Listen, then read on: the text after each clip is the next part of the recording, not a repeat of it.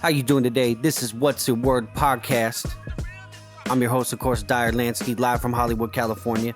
We got a very special guest today for you, the one and only Bumpy Knuckles, a.k.a. Freddie Foxxx, a.k.a. a man with a tremendous history in this hip-hop game, man. Thank you for showing up to our show and taking some time with us. Yeah, no problem, man. I'm glad to be here. Thanks for having me. No problem. Like I said, someone of your stature, should I say your tenure in this hip hop game like this, it's a real honor. I actually want to go to that. That's one of the first things that I want to talk about is how long you have really been in this game. Obviously, you've been rapping since the early 80s. But 1986 was a big year for you. What was hip hop like back then? And I mean this in a fact of not only was hip hop new, it was a new business. Nobody thought it was going to, work. Everyone thought maybe it was a fad. And I don't even know if in the 80s they thought it was even going to be a fad. What was the hip hop world like for you in that time? Well, basically at that time it was a learning process still, but we were just, it was kind of still fresh and new. In that original form, that whole party rocking form where you had like Busy B, Starsky, and guys like that, they just rocking parties. So it wasn't so much about, it was more about precise routines and not so much about lyricism like it is now. So it was about learning how to rock the party. And that was a very big thing back in the days, just learning how to rock the party. And it was a different feel and it was a different vibe. When we did events and parties and stuff like that, we wasn't playing too many rap songs. We was rocking to like the break beats on R&B records.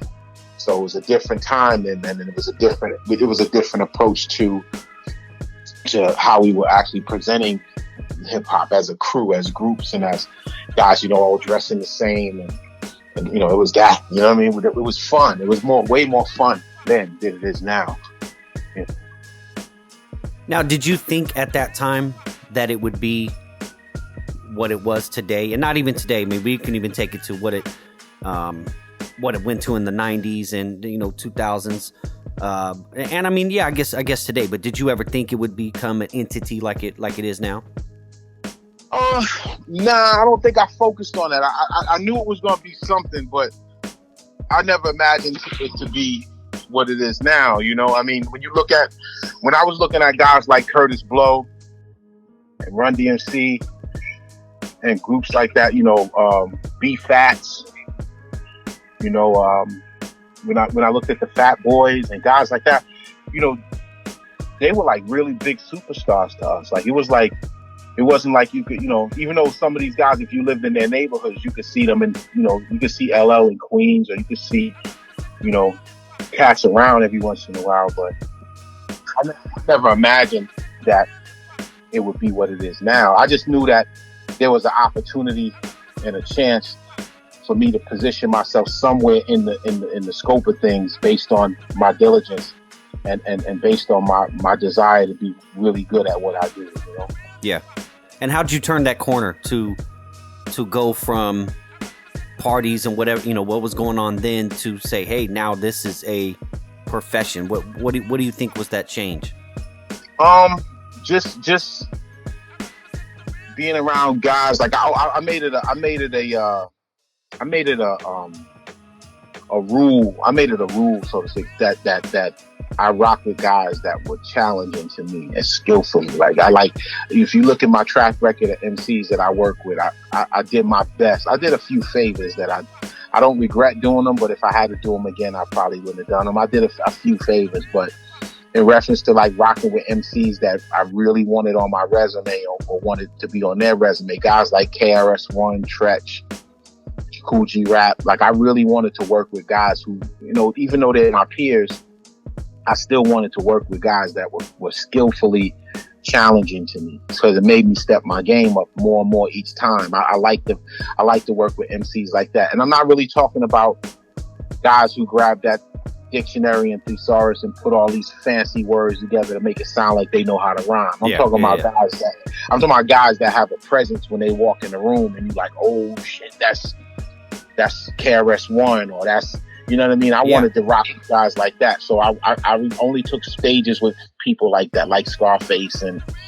guys like that, who really are, to me, were just more than just a bunch of fly flippant words, but more so a whole image, a whole emotion, a whole spiritual movement within their own selves, that when they came in the room and I was with them, it was like they never said, oh, and Bumpy Knuckles too. It was like, yo, Bumpy and KRS-One and so and so. For sure. Really, that was the thing for me. That was what made me realize, you know what, I can do this, because I started getting that response when I was the guest MC on certain MC's platforms. It excited the audience, and that's what made me realize, you know what, man, maybe you could, you know, do this more than just popping up on people's. You know, I made a living off of collaborations. Like, that was my thing, you know. Yeah, absolutely. And it's so much different today, because we in an era where everybody somewhat sounds the same. And back then, like you said, you had people just walk in the room and their presence was just felt before they even picked up a mic. But everybody was unique. And so they were allowed, or they allowed themselves to be their own entity. And, you know, you don't see that a lot. And you mentioned the feature game. You know, you now see, I mean, half of somebody's LP, or more than half, with features. And it's still different than it was back then. I mean, it you know, when you heard a feature back then, it was like, oh my goodness, especially with someone like yourself. Yeah. That's what the word feature is, man. I mean, dudes be featuring a lot of garbage on their albums. I see it all the time. Like, hey, and I have to say that because I've been there and done it. I've seen a lot of guys on people's albums before that, like, yo, I always ask myself, like, why would you rhyme with this dude? He doesn't bring anything to your project. Like, it's bigger for him to be on your project than it is for you to be on him to be on, you know. So it's like, what are you doing? Like, you know, but I like, guys would come to me and say, yo, what do you think about my album? And I ask them, like, you really want my real opinion, or you want me to just tell you that I think it's good that you achieved recording a project and finishing it? Like, you want me to tell you the truth, or you want me to bullshit you? And a lot of guys can't deal with that truth because they're living in fantasy land. You know, it's so easy for a guy now to walk into a studio in his crib. Yeah, or for sure.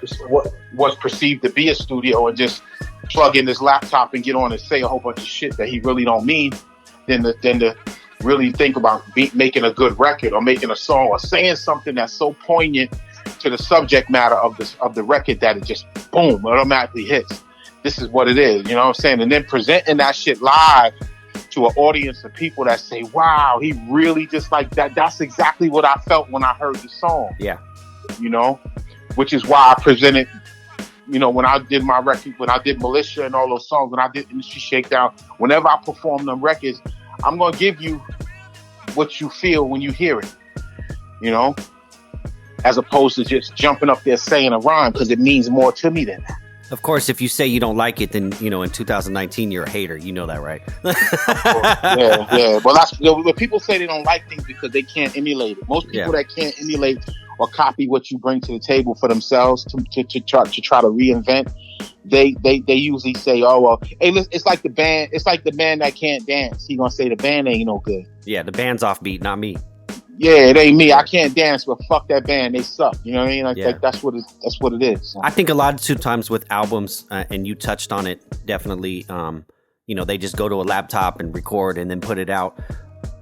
I really haven't heard anyone in a while, especially in the independent game, sit down and actually do the process of an album. I think they just record songs, and all of a sudden they have 12 songs. They're like, oh, this is my album. And there's no thought into, like, conceptually, you know, what is this album saying about me? And I think that's what's important about the golden era to hip hop, is that when you got together and did an album, and the whole album was saying something. I mean, you went in there with a mission for it. And we actually, Pete Rock was on our show 2 weeks ago, and he said even creating an instrumental, you know, finding the first sample, finding the first snare. I want the snare to define who I am, not just throw stuff out there. Yeah. Pete is one of those guys. Pete Rock. When I worked on Industry Shakedown with Pete Rock, it was amazing to me how Pete wasn't one of those guys who just let me do anything I wanted to do. I really loved him for that, because And I still love Pete to this day. He's my brother. I just texted with him the other day, and I remember him showing up at my house. We did all the work he and I did together. We did it in my home studio when I was using a ADATs, I think at the time. Yep. And Pete would show up, man. My brother, rest in peace, had just gotten killed, so I was in a crazy space. Like I was in a real crazy space, man. Like emotionally, and it didn't frighten him like it did other people. Like there were people who were coming around me that saw that I wasn't normal. You know what I mean? I just dealt with a tragic loss, so everybody was suspect to me. There was a bunch of guys who wasn't saying nothing about shit. So I didn't know who to trust. I didn't know who to be around. And Pete would show up, man, with beats. Come on, Bump, let's get this off, man. And he would sit in front of the board in my crib, and he would put on the music, and he would say, we need to do this one. And I'd already had the lyrics done, so we were doing some serious work, man. Then we would go eat, sit at the diner. I'm sitting at the diner with two guns on me at the table, like not giving a fuck who's seen it. I just was in a crazy space, you know. And Pete was like, he was just my boy. He was there, man. And he, unlike a lot of guys that I thought were going to be around for me, in the sense that I didn't need anybody for anything. It's just a certain type of moral support. Pete pulled Industry Shakedown and all those great songs out of me.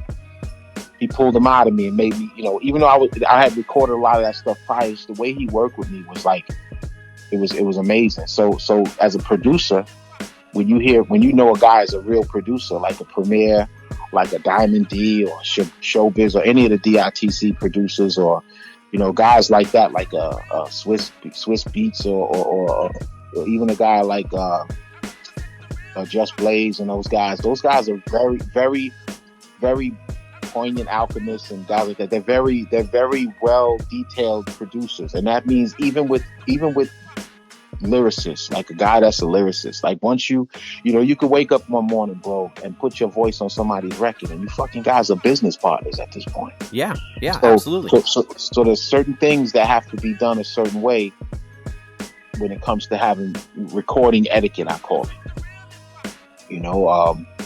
Throwing people on records that you don't know about, or stuff like that, or just changing verses without letting people know you did. It's just a certain way you carry artists, producers, the same way, man. If somebody gives me a beat, I want to make sure that before that beat is. When I did Pop Duke with Knots, that was probably one of my best experiences working with a producer of that caliber.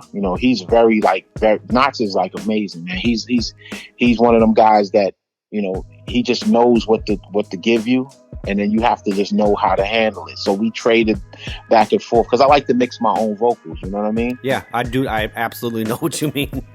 Yeah, so he working with him was incredible, because and not to get off the Pete Rock thing, but just in general, certain producers have a certain style for their sound, and as an MC, I have that same passion for my sound. Yeah. Guys, I don't think about hip hop like that no more. They just want to be looked at as bigger than the average person because they rap. You know what I mean? Motherfucker get pulled over by the police in $175,000 car. He gonna tell him he's a rapper before he say, "Oh, I'm a dentist," or "I'm a doctor. I do orthoscopic surgery," or whatever. Yeah. You know what I mean? Or I'm a U.S. president. Yeah, you know what I mean? So they want to, it's like people want to be us. Yeah. People want to be us. You know what I mean? They want to be, I see basketball players that act like they want to be rappers. I see R&B singers that don't sing certain songs like they used, like when I came up, bro, singers were singing like singers. Now they sing like rappers. Yeah. Yep. And I'm not saying anything crazy, because real talent stands out. That. So all that to say this, when you listen to these songs now, where people just slap these records together in their rooms and they brag about doing it in an hour. I made this album in 2 days. It sounds like it, bro. It really sounds like it. And you can hear it. Another thing too, I was going to say about Pete Rock is a lot of the people that have made it this long in the game are usually solid dudes on the business side and solid dudes off the record too, because it carries you in life. But another thing Pete and I were talking about, and why music sounds like this, people just grab MP3s with tags on it and drop it on their album. You know, and that makes a huge difference sonically than, you know, what music we had back in the day. I mean, you can hear the transparency in it, even not knowing about music. But it's a big, you know, immediate gratification type of world we live in, especially with social media. Everything's right there. You know, people are previewing songs on Instagram Live and this and that. You know, I grew up, I had to wait for an album to come out. Yeah, well, you know what? That don't excuse the stupidity. And I mean, and I'm gonna say that because I get it. There's a way to transition into the mold or the fold of things without being part of the fuckery. You understand what I mean? There's a way to transition. Like, you know, I think social media is a good thing because I use it the way it benefits me. But you're never going to see me on social media doing stupid shit. Like, you know, I don't even like, you know, I'm going to try to always be creative with it as best I can. And I like it as a marketing tool. So sometimes you'll see me put a whole song on my IGTV because I want to just give people something. I don't really tour like I used to. Not because I can't, it's because I don't like what I see going on with a lot of these so-called booking agents or fake promoters who find a few dollars and they just want to flip their money. So they bring somebody out there for way less than what they're worth. And they try to convince you that because you don't have an album out right now, we got to change your prices. And I'm like, who the fuck are you talking to, dog? Like, get the fuck out of here. Yeah. I got years of classics. I don't even need to drop an album to go on the road. And it's crazy. I hear that a lot though from you know, people I interview and people I work with in the studios about the same thing. They have these catalogs and these promoters are like, well, you know, you don't. And the thing is, the promoters aren't even promoting an album anyway. So what's the difference? This is my point. People don't come to hear your new album. They come to hear the classic shit. And then if you do your new album in the process, you're giving them a treat. So a lot of these dudes they're bringing brain fucked and pocket fucked into being able for people to marry those no content, no validity having ass brands to guys who worked their ass off for years to build their own brand. They're marrying themselves to these brands because they continue to do shit like that. And guys who fall for that shit, you know, you helping to destroy the game. There's no real quality in the thinking process now about how people handle hip hop no more. That's like a rarity when you find somebody who really concerned about quality as far as not just what it sounds like, but what it is. Like, who's on the songs together, who's making, you know, all these dudes figured out how to make a premier beat pattern. Now they think they're producers and shit, you know, but it still ain't primo. This shit still ain't primo. It still ain't Pete. If it still ain't Pete Rock, it still ain't Showbiz. It still ain't. Yeah, it's not even close. Finesse. You know what I'm saying? It ain't even close to Diamond D or any of these legendary guys. It ain't even close to Marley Marl. It ain't none of that. It's just guys who figured it out. Yeah. And now they think not, but they forget that you can't just stick a beat. I hate when somebody send me a beat and say, "Yo, man, look, I got something that sounds like Easy Mo B to you." Maybe it'll sound like more. I say, well, if I want some Easy Mo B shit, dog, I just need to go on my computer and get it from what folders I got, or I could even hit them up and say, "Yo, Mo, send me some shit." Like, fuck, I need you to make me something that sound like Pete or sound like, you know what I mean? Yeah, for sure. The uniqueness and the character of a producer, I think, has been lost in translation through time a little bit, for sure. Yeah, man, real rap. You know what I mean? These dudes figured out if you know when dudes was plug and play producers before all of this, you know, when you know all of this other shit using boards, the dudes was plug and play, man. It was like plug out of the turntable into the MPC 60, boom boom. And I mean, those times are different now, and I'm totally respectful of change because I'm a guy who knows how to update. Yeah, but absolutely. Certain things have to be, you know, like I said, that transition has to be monitored into a smooth transition. I'm not going to just, you know, I want to study what I'm doing. And I always wanted to be a technical guy with this because I was learning 30 years ago what I was going to need to know in 30 years to still keep doing music. So it's more about that to me than fame or any of that shit. You know what I mean? Just being having quality and being selective in what you put your voice on and who you allow to use you on their resume. That's very important to me.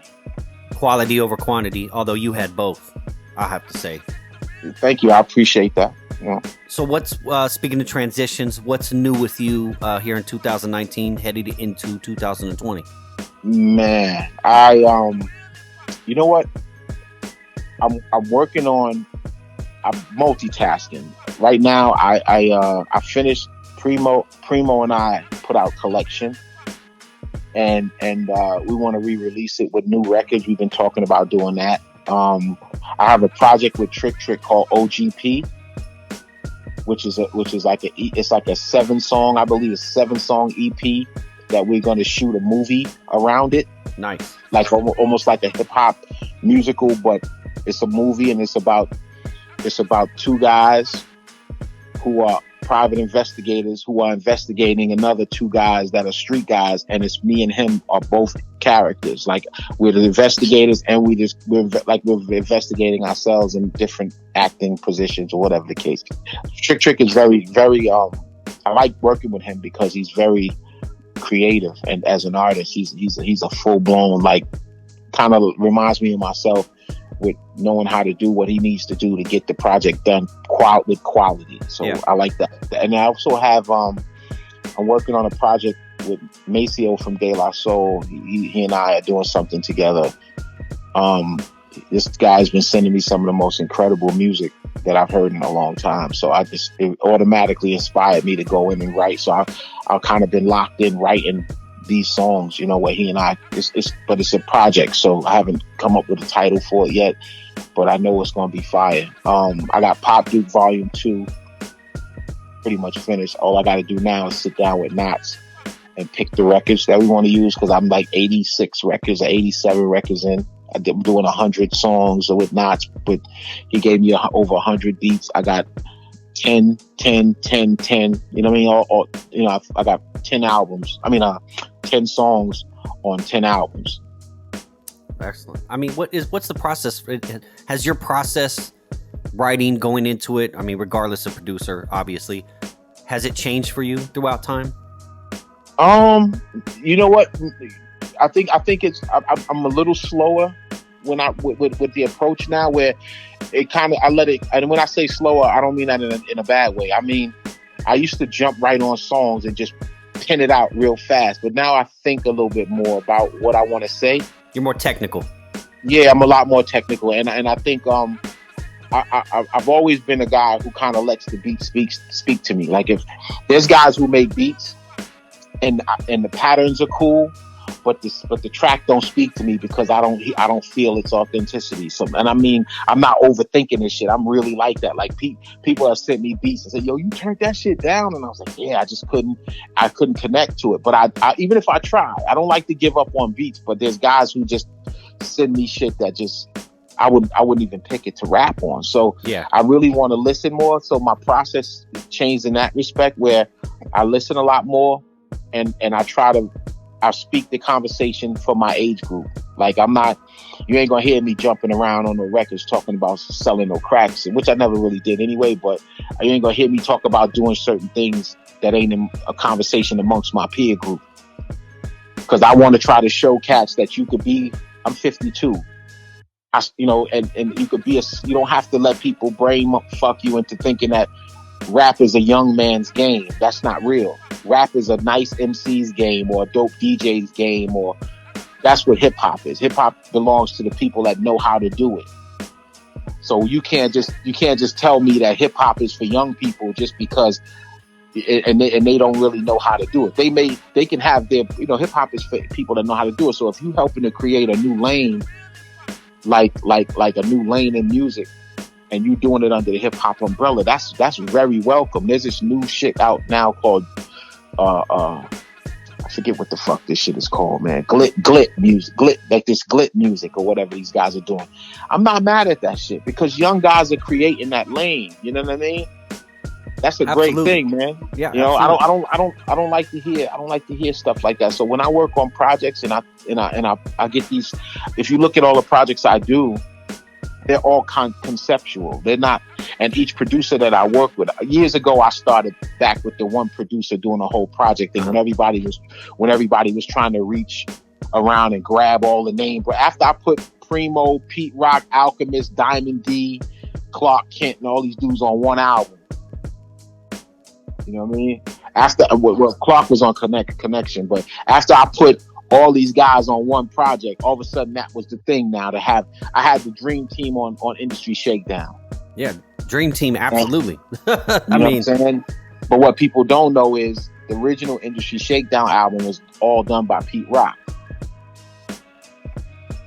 So there's a the album that I gave Lansky, I gave him that album because I gave him I had an album with Premier, an album with Pete, and I had about 5 or 6 songs from Alchemist that I had from when we were on tour together, and he gave me a cassette, and I transferred the cassette to the ADATs, and I did verses. So I had albums with all these separate producers, except for Diamond D, who I went to because me and DITC is family, all of them. Yeah, I fucked with all of them, and I asked Diamond to get on it, and he came and did that Bumpy Bring It Home joint. And Billy Dance happened to be in D&D that day.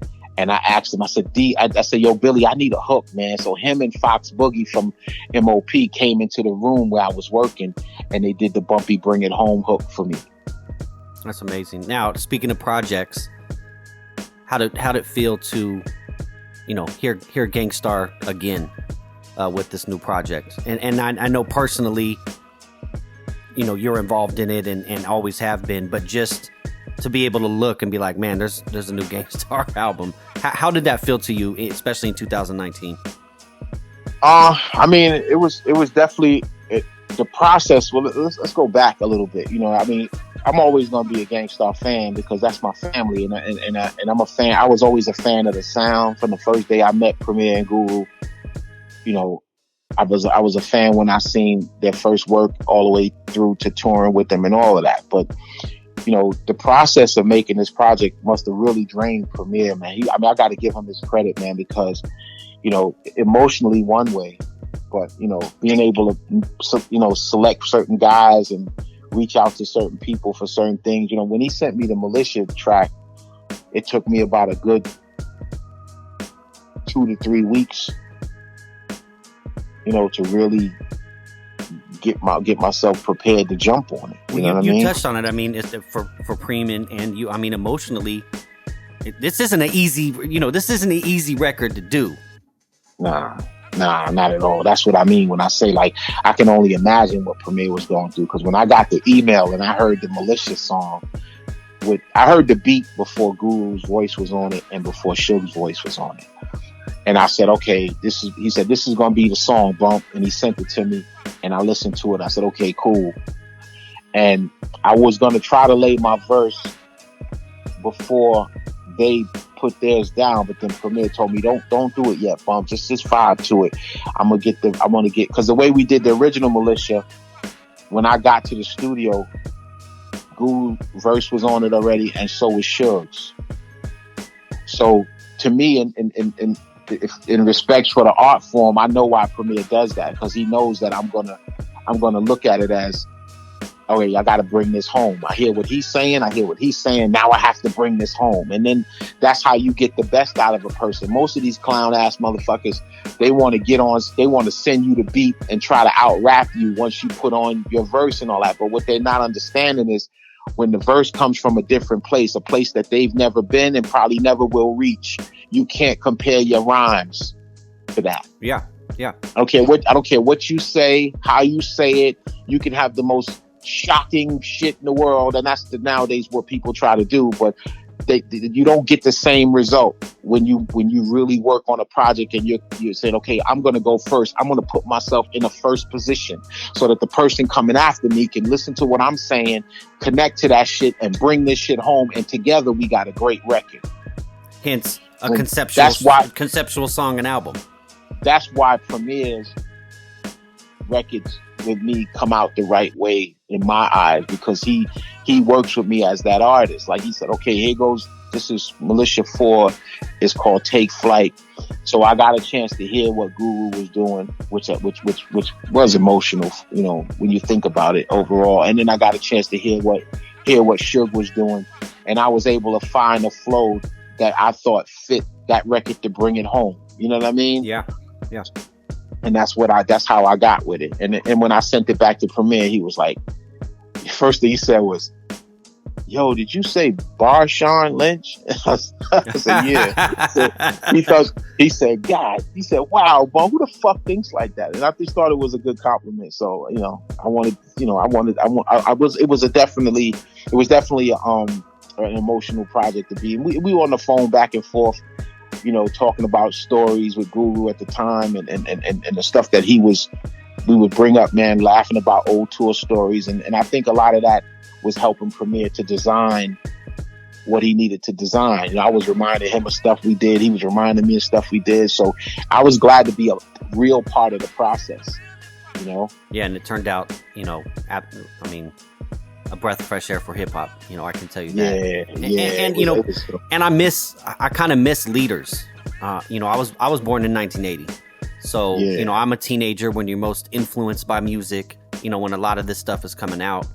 Mm-hmm. But I listen to a lot of leaders, you know, and I listen to a lot of people that may have been in a bad situation, but could kind of help you, you know, guide you through the best of it.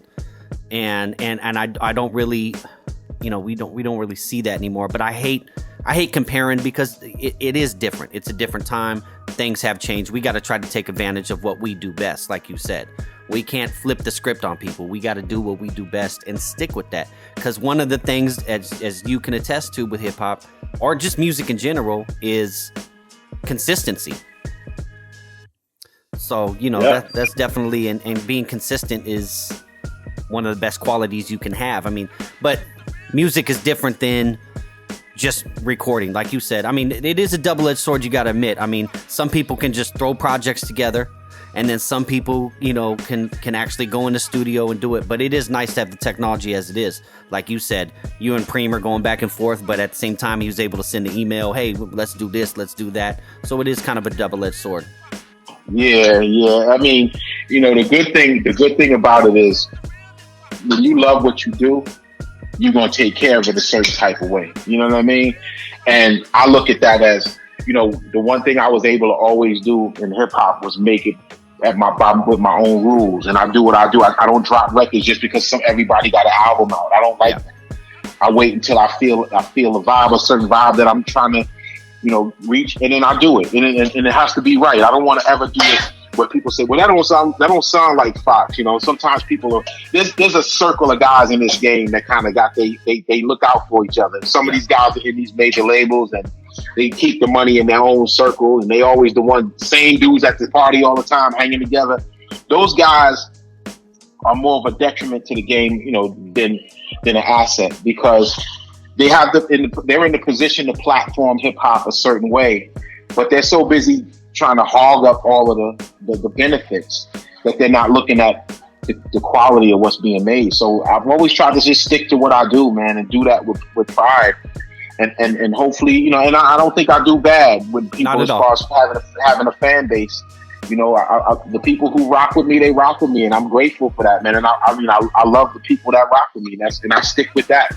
Nothing else matters to me, man. So being part of that Gang Starr album was just another chip on my great thing of great, you know, great list of great things that I've done. You know, I love that. Yep, and I have to say, I mean, regardless what life hands out, you know, you seem to always put yourself in a good position, especially in hip hop. So we really appreciate you, you know, joining us and blessing us with this game. Is there anything I left out for the fans that you wanted to say? I mean, listen, man, I'm out there, man. I'm on Instagram at Bumpy Knuckles 77, and I'm on Twitter at Bumpy Knuckles, and you know, I just like to be able to, you know, tell everybody that if you into the culture and you working with the culture, you rocking with the culture, just keep doing what you're doing, man. Support your favorite artists, man, because it's important to not you know, to be there, and don't just look at the albums, buy them, man. Don't steal them, buy them, man, because hip hop is being targeted from inside out now. It's not an outside in thing anymore. Once people realize that they can throw on some Gore-Tex boots or Timberlands and a bubble coat and throw their hat backwards and put a chain on, boy, the war got much more strategic after that. Don't sleep.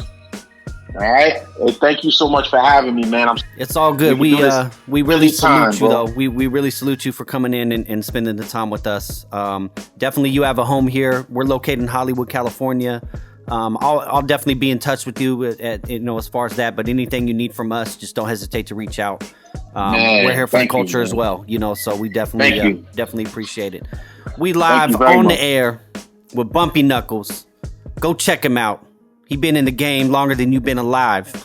Most of you. And I'm still better than you. and he's still better than 99.9% of you. And that other 0.1% is working with him. So yeah. I want to know it though. Thank you again, man. You know what I'm saying? Appreciate it. Bumpy Knuckles in the house. What's the Word Podcast? Peace, we'll talk to you next week. Take it easy. Peace.